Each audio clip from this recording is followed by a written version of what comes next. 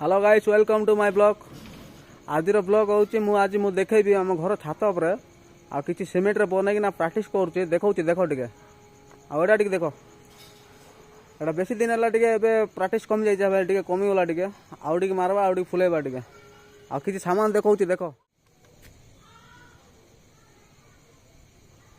देख लो भाई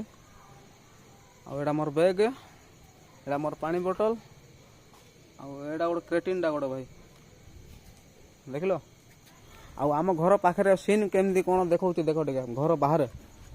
आटा देख दियो भाई एटा कौन बोले आज मुझे सन्धार गोटे 10 मिनट प्राक्ट कली तो एटा छिड़गला एटा आपको काली सकाଳେ फिटिंग करवा एबे तो करबनी रेंची फेंची अणा पड़ो ना थे करदे था रेंची फेंची ना तले अच्छे सकाଳେ आवा सकाଳେ आसिकना फिटिंग करदेवा एटा आ सकाଳେ फिटिंग न कले सन्धार आउे प्राक्ट करबनी से भाविया पड़ो टे एडे आम घर पाखापाखि सीन सब एमती एडी गोटे हनुमान मंदिर आम घर पाखापाखि एमती सीन अच्छे भाई